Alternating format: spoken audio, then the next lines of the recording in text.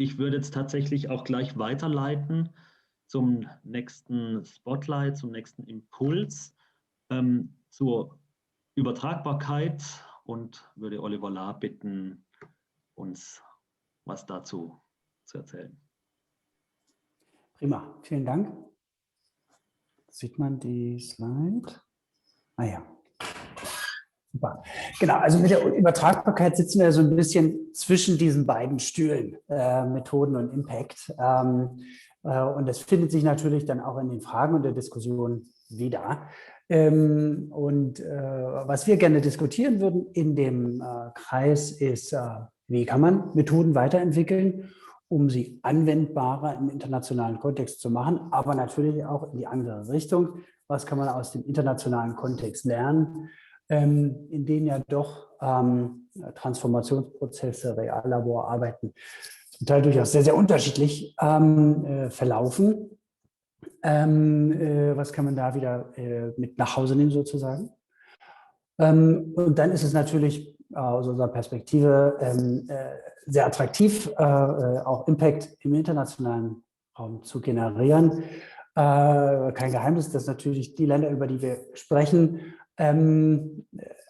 deutlich dynamischer in ihrer Entwicklung sind und mit einem Beitrag in einem sehr innovativen Reallabor in Asien, Afrika, Lateinamerika potenziell sehr viel mehr transformativer Wandel möglich ist, weil natürlich vieles der Baustruktur noch erst gebaut werden muss, politische Rahmenbedingungen zum Teil erschweren können, zum Teil Dinge deutlich befördern können, Investitionen in die richtige Richtung gesteuert werden müssen und es da ein hohes Maß an, sagen wir mal, Motivation an uns als Reallaboranten sozusagen geben kann.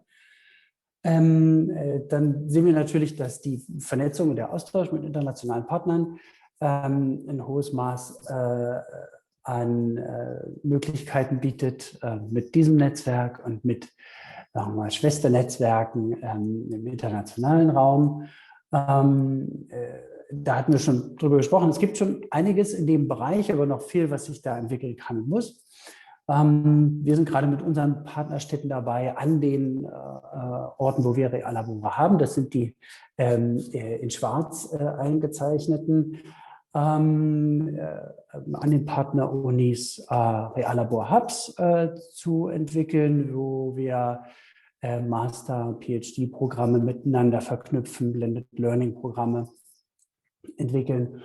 Und da gibt es natürlich viel Potenzial und Möglichkeiten, Übertragbarkeiten von Erfahrungen aus dem deutschen Kontext oder deutschsprachigen Kontext zu testen und weiterzuentwickeln. Aber natürlich auch die Werbetrommel an alle, wer Master- oder PhD-Studenten hat, die ihr Thema in den internationalen Kontext verlegen wollen, sind Sie da herzlich willkommen. Was in den Faktor geht, was Capacity Building, also das Vermitteln von Reallaborkonzepten geht. Auch da gibt es natürlich viele Möglichkeiten des Austauschs und die Einladung zur Kooperation. Und dann kann man natürlich aktiv im internationalen Kontext mit involviert sein. Oft heißt das dann nicht so, sondern wir versuchen dann eben erst später oder im Laufe des Prozesses Reallaborkonzepte in ein laufendes Projekt zu entwickeln, weil natürlich die Fördergeberstruktur, aber auch die Struktur der Projekte, in denen Demonstratoren, in denen Pilotprojekte, in denen Innovationen entstehen, oft ganz andere sind, die oft aus ganz anderem Kontext heraus entwickelt sind, wo wir zum Beispiel als Reallaboranten vielleicht erst im Laufe des Prozesses in einem World Bank, in einem GIZ-Projekt involviert werden und dann versuchen zu navigieren, welche Methoden können wir hier noch in dem Kontext, den wir haben, mit übertragen. Und darum soll es in der Diskussion gehen. Wir hatten auch sehr bunten Strauß an Fragen, über 100 Fragen, die wir so ein bisschen in 4 Leitfragen umgemünzt haben, die uns durch die Diskussion führen sollen. Also nochmal runtergebrochen sozusagen, was soll überhaupt übertragen werden? Was meinen wir mit Übertragbarkeit? Da geht es natürlich einmal um die Methoden, aber natürlich auch um die Konzepte an sich. Wir haben natürlich auch viele Reallaboranten hier, die weniger aus der methodischen, mehr aus der konzeptionellen, aus der praktischen Perspektive Erfahrungen mitteilen können. Und da sind wir natürlich sehr durstig, da in die Diskussion zu kommen. Die Grundstruktur ist natürlich, Copy and Paste ist nie möglich und schon gar nicht in sehr unterschiedlichen Umfelden, in denen wir so aktiv sind und über die wir hier sprechen. Also das wird uns in dem ersten Block beschäftigen. Was kann man übertragen aus der Perspektive Methodik, aber auch konkrete Anwendung. Und dann natürlich der Themenblock, welche Barrieren, welche Hürden gibt es und was müssen wir sozusagen in der Projektkonzeption aus den unterschiedlichen Möglichkeiten, die man dann eben so hat, schon vorher mitdenken. Wenn man natürlich von Anfang an ein großes Reallaborprojekt planen kann, hat man deutlich einfachere Möglichkeiten, Risiken, Barrieren, Hürden von vornherein mitzuplanen, als in einem Projekt, in dem man erst im Laufe des Projektes mit involviert wird. Das wird ein zweiter Themenblock sein, mit dem wir uns befassen. Und dann gibt es natürlich viel Erfahrung aus dem internationalen Kontext, die wir mit aufgreifen können und zurückreflektieren können. Auch das würden wir gerne tun.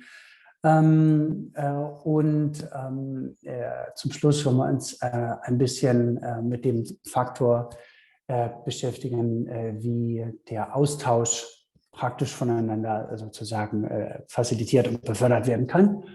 Und da hoffen wir auf 2 Blocks, 90 Minuten aktiver Diskussion. Kollegen werden dann noch aus dem reichhaltigen Schatz der weiteren Fragen schöpfen, aber da wir ja alle mit reinkommen, bringen wir sicher viele dieser Fragen mit, aber das vielleicht zu kurz als Bild und Werbetrommel sozusagen, obwohl Sie sind ja schon in alle Sessions, jetzt ist es zu spät. Jetzt können Sie sich höchstens denken, schade, hätte ich doch Übertragbarkeit genommen. Wir freuen uns auf die Diskussion.